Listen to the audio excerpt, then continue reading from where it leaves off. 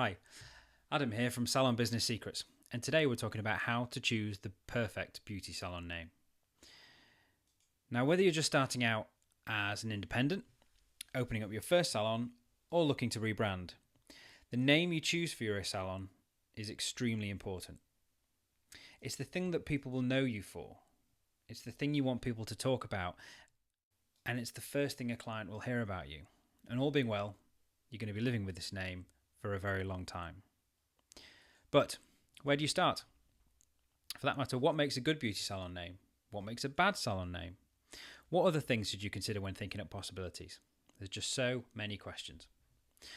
But don't worry though, sit down, grab a cup of tea, cup of coffee, glass of water, or a G&T, as my wife swears it helps her think, and keep watching as I run you through the whole process. So in this video, we're going to talk about what things you need to bear in mind when coming up with possible names for your beauty salon, how to come up with great ideas if you're struggling, how to get feedback on your ideas, and finally, how to make that final decision using the Salon Business Name evaluator.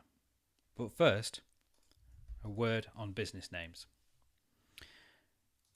I don't want you to let your business name hold you back. No matter what name you choose for your salon, it probably isn't going to feel instantly comfortable.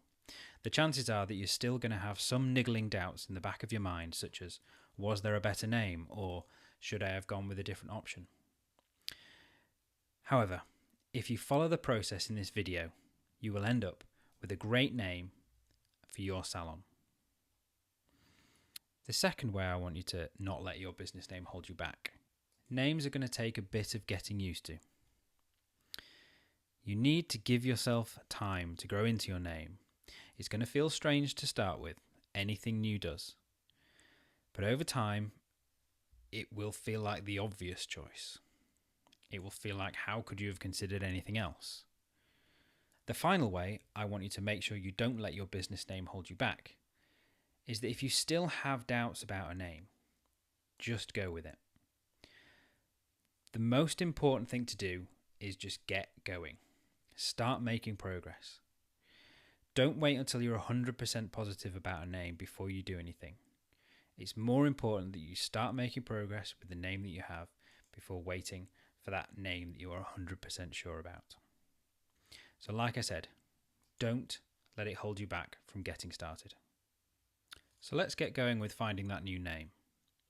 Well, you've got option one, which is to go to a naming agency, which can charge anything from $5,000 to $80,000. Oh, don't have that kind of money lying around? Okay, well then you'll need option two, which is the rest of this video, which costs you absolutely nothing. Let's talk about ideas. Starting your own salon for some time, then the chances are that you've been calling it something in your mind already. You may already have an idea for a name, or many ideas, or no ideas at all. In any case, it's worth having a list of ideas to compare with one another to help you make sure you choose the right one. But sometimes, when trying to think of names, you'll get caught in a certain mode or mindset. If you're anything like me, ideas don't just flow out like turning on a tap. You need something to help shake them loose. So if you're stuck for ideas, here are a few suggestions to get you going. Ideas and thoughts probably come to you at the strangest of times. In the shower, on the toilet, queuing for a bus, in the supermarket. Just make sure you always have a place to record ideas for names. Whether it's on your phone, in a notebook, in a diary, on the back of your hand, just make sure there's always somewhere close by that you can write names down to record a great idea for a name. Brainstorm for ideas. If you're rebranding or expanding or you already have a team, then get everyone together. Start throwing ideas around and write them all down. This works really well, as what one person says may not be quite what you're looking for, but it could spark genius in another.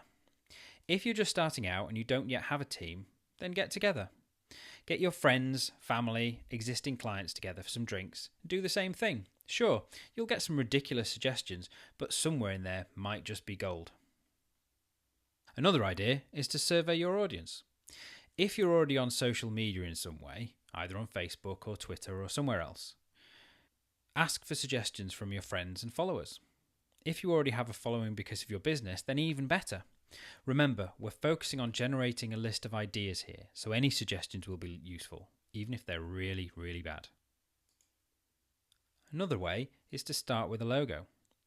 You might be more of a visually creative person. You might not have an idea for a name, but you might have some sort of logo or image or selection of images and logos in your mind. Sketch these images out and put them up somewhere where you'll see them. You never know where a good idea is going to come from. Another idea is to consider using your own name.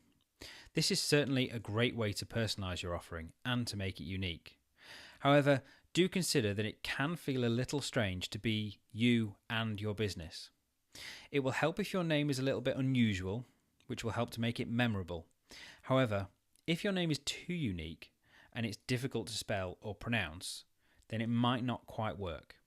Either way, add it to your list for now. We can always evaluate it later. Another idea is to use your location as a name. This again is a great way to personalise your business and name it after your location. In the TV programme, Mary Portas famously named one of her venues 32 London Road. This is ideal. It's simple, it's memorable, it makes it easy to find. However, do consider that some locations work better than others. Why not consider using your locale, like your town or your suburb, instead of the exact address? This gives you more options as well, should you consider to move the business or need to relocate further down the line. It kind of doesn't make sense if you're called 32 London Road and you're trading at 18 The Crescent. Another idea is to use online business name generators. Now, these are really only a place you need to go to if you are really stuck for ideas. You're not going to find your ideal perfect name here, but you never know. Something might come up that helps shake loose or knock that idea out of your head that gives you the exact perfect thing you're looking for. Now, some of these online ones aren't particularly good. However, the ones that you need to look at are Shopify, Hipster, and Name Mesh, to name a few. But you can always search for others online. Now, before we go any further, just want to talk a little bit about some other do's and don'ts of business names, also known as something you may not have thought about. Okay, so you now have a bunch of things to do and places to go for ideas to create your list of possible names. And the Salon Business Name evaluator, which we'll get to in a minute, will help you select the right name for your salon. But there are a couple of things to bear in mind when putting together your shortlist for names before we can get to that evaluation stage. As I've already said, your salon name is going to be the first thing your potential client sees or hears about you. You want it to stand out. You want the name to be special and you want it to be unique. One way to do this is to create an unusual spelling of a word, and this is becoming more and more popular. However, something I want you to think about. Near where I live, there's a gym called Motivate. However, the name isn't actually spelled like this. On all of their signage and all of their documentation, it's actually spelled MO-T-V8. While this is certainly unique, I literally had to stand there and look at the name for a good few seconds before I actually got it. Think about it. How can you recommend business if you don't really know what the name is? So, unique can be a double-edged sword. Sure, it's unique, it's fun, it helps you stand out. But if people don't really know how to read it, people can't pronounce it, and people can't spell it, this could cause you problems. Now, I actually have some experience with this. I have a business called Virtuosity. I thought long and hard to come up with a name. It was unusual, it was intriguing, it was inspiring. It left options open in case I wanted to diversify in the future. I even had a friend of mine come up with a really cool logo. The problem is, no one knows how to spell it. When I'm on the phone and I give people my email address, I would always have to spell it several times. Giving out my website address, I would have to write it down for people. I still love the name, but if I knew then what I know now, I think I would have probably picked a different name. Another thing to bear in mind for any name you consider is that of trademark infringement. This is a big, potentially scary legal minefield that I'm not going to pretend to be an expert in.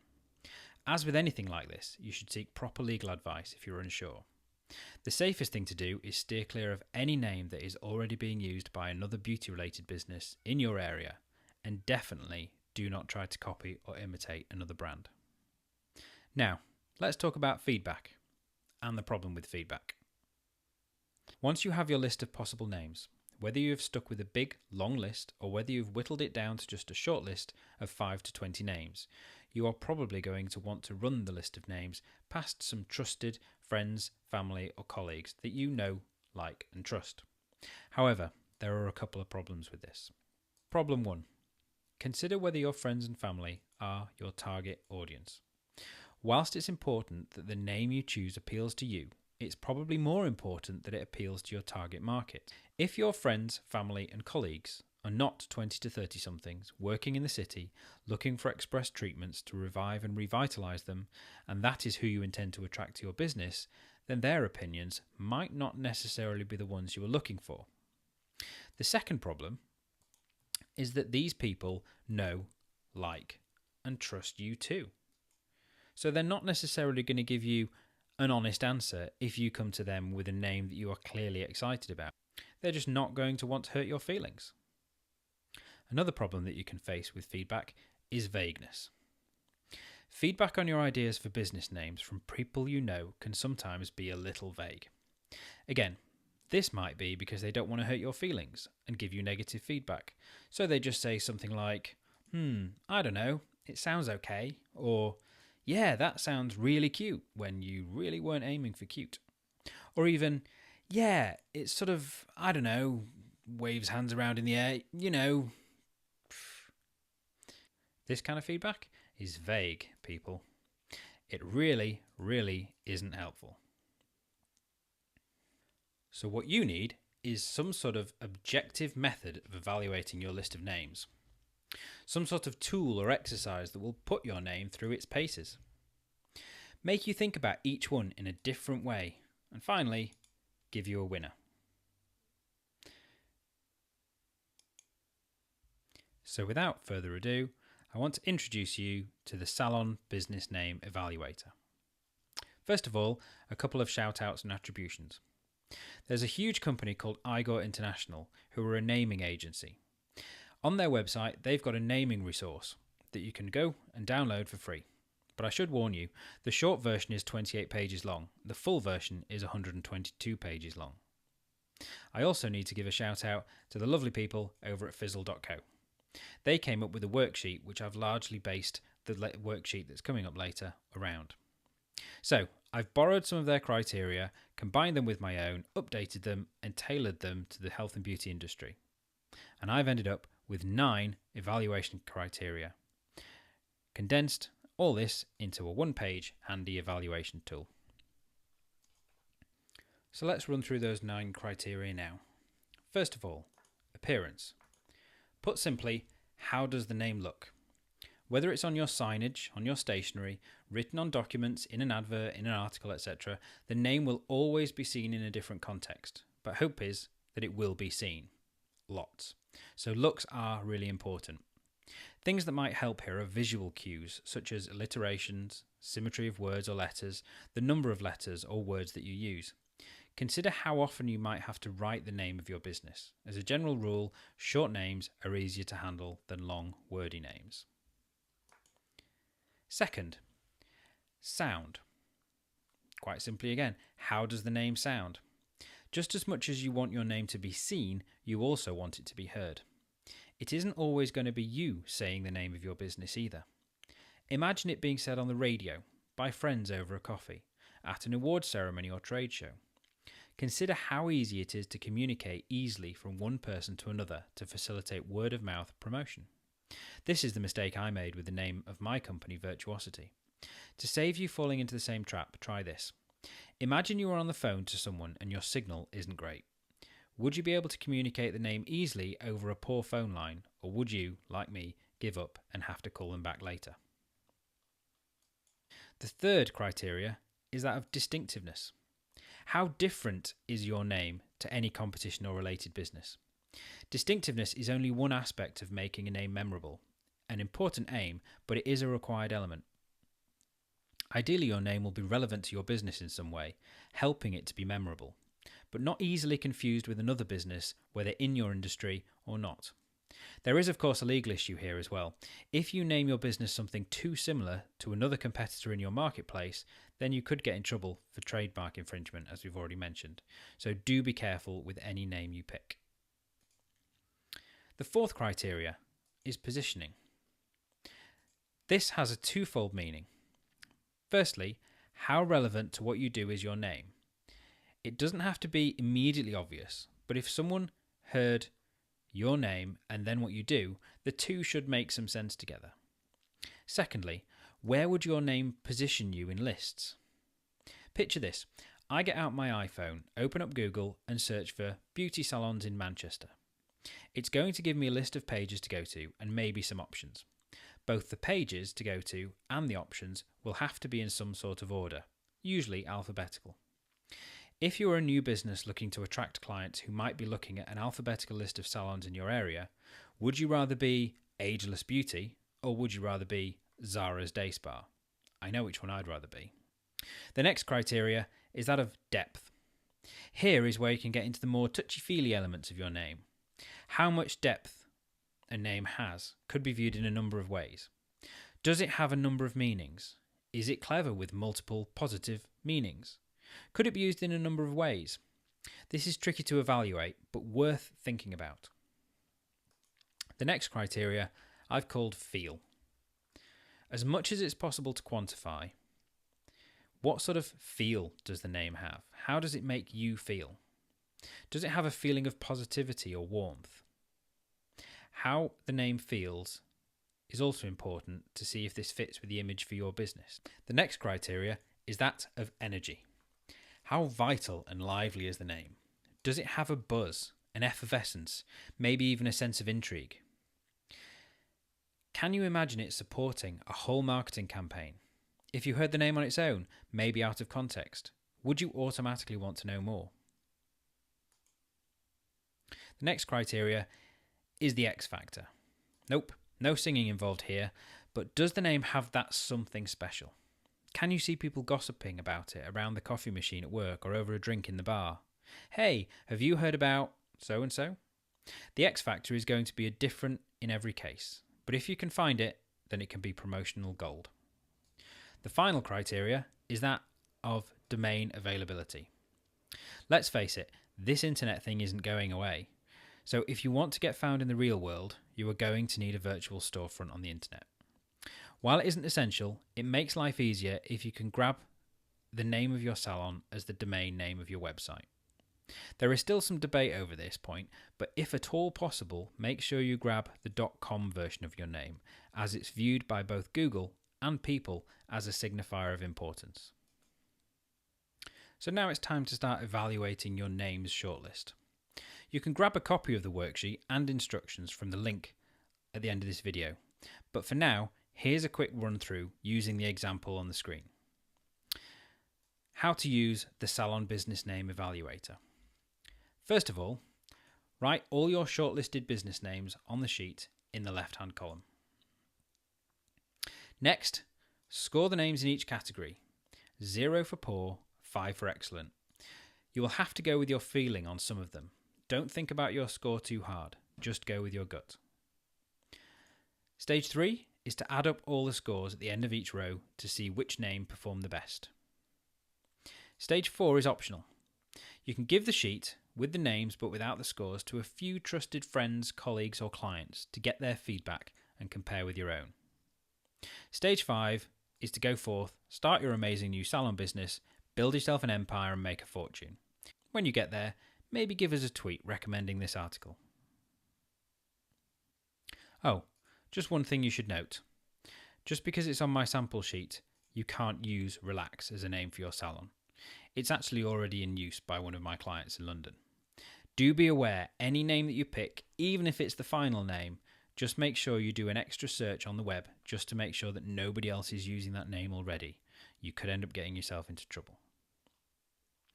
If you want to download your own copy of the Salon Business Name Evaluator, you can download this from www.salonbusinesssecrets.com salon.com/names. On there's also a link to the original article in case you want to read the written version of this video. So that's it. I hope you've enjoyed this video. If you have, why not come and check out what else is going on at salonbusinesssecrets.com. Otherwise, if you hang out more on Facebook, then you can visit our Facebook page at www.facebook.com/salonbusinesssecrets. And if Twitter's where you hang out, you can follow along with us as well. Our Twitter name is @salonbizsecrets with a Z. So there you go. Thanks for watching. We hope to see you again another time. And remember, if you have a question or something that you're struggling with within your business, just send us an email to info@salonbusinesssecrets.com and we'll try to help you if we can. Thanks again. Bye.